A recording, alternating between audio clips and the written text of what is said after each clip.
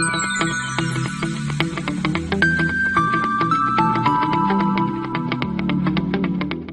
everyone, I am Deep Patel from the LJ University.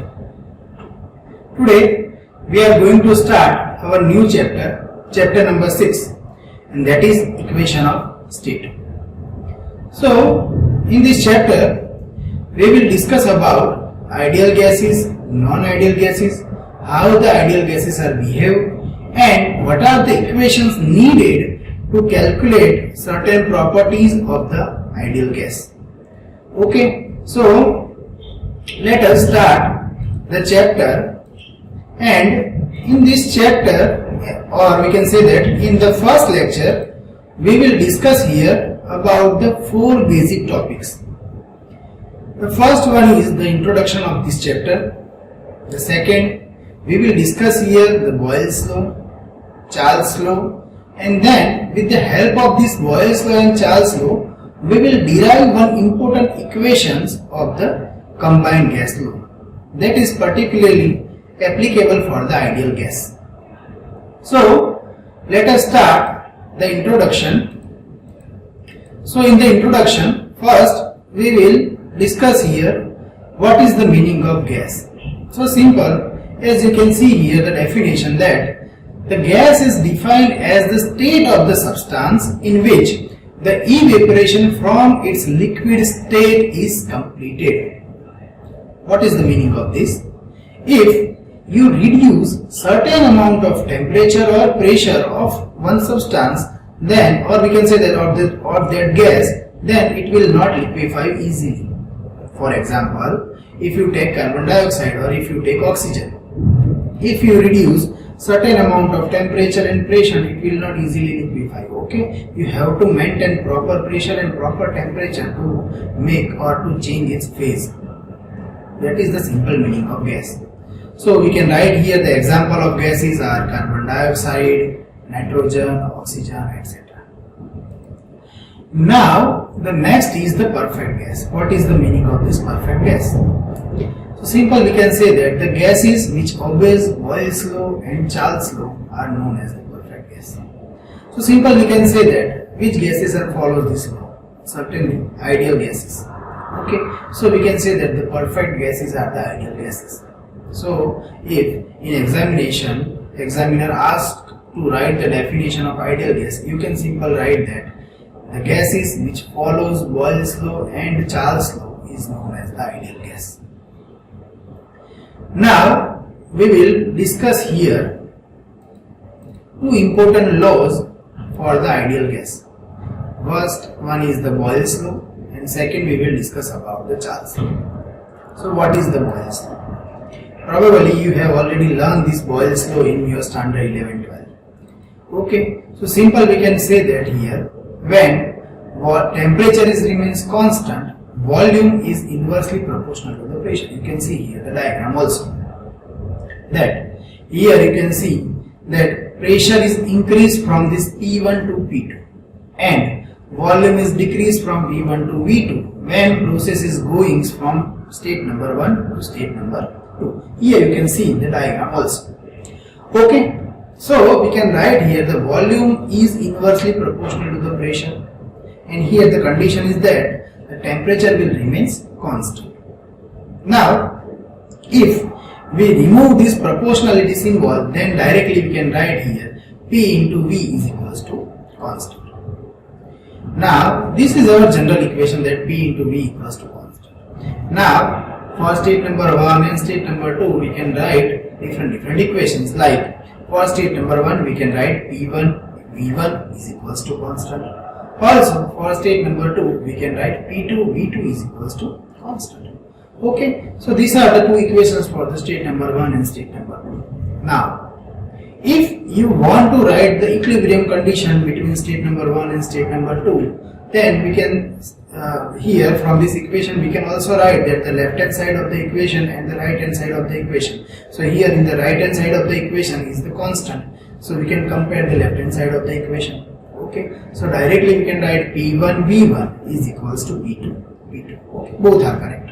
Right? So we can write here from these above 2 relations, we can write here P1 V1 is equals to P2 V2. Done? Now let us move to our second law, and that is the Charles law.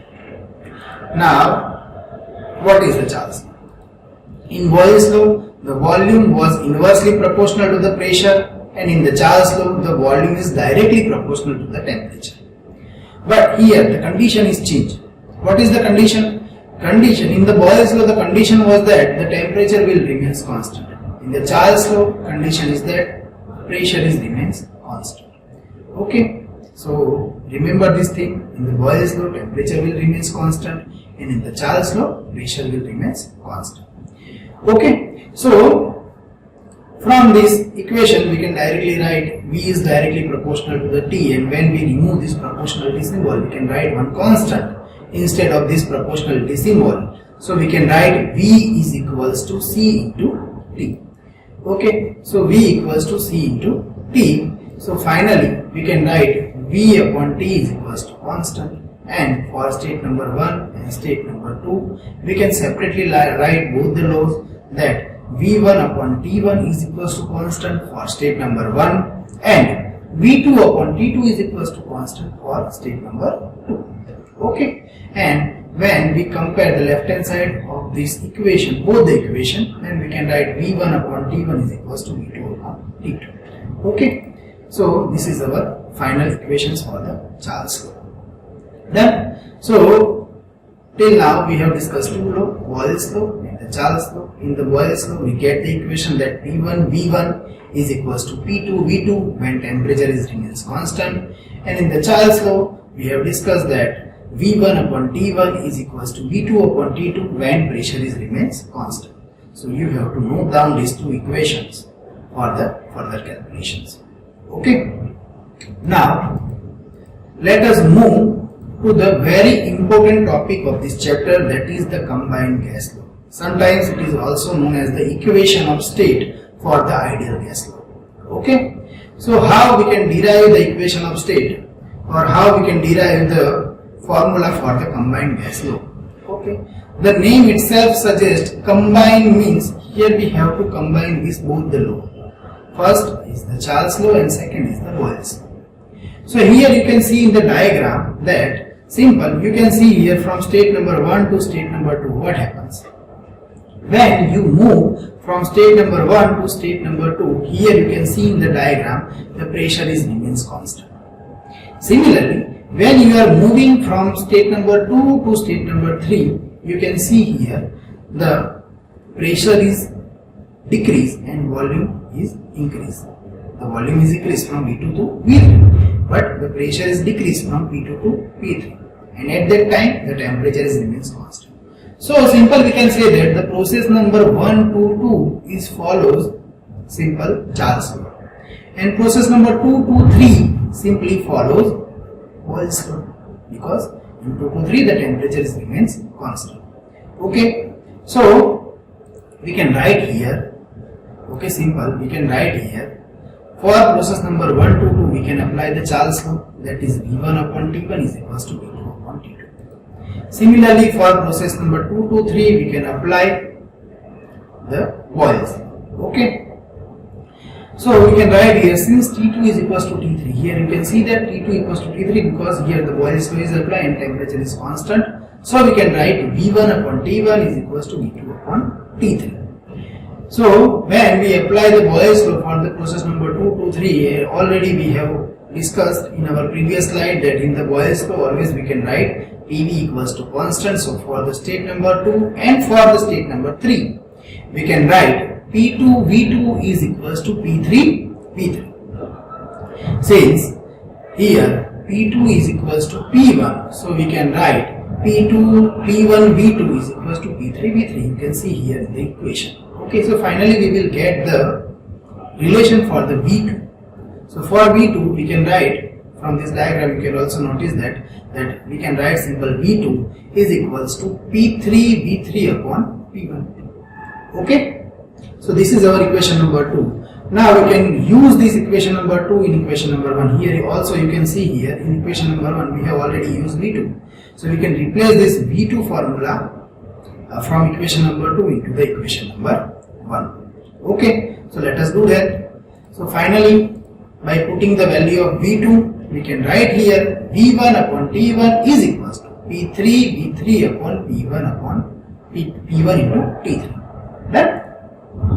So finally, we can get for state number 1, that is P1 V1 upon T1, and for state number 3, we can write P3 V3 upon T3.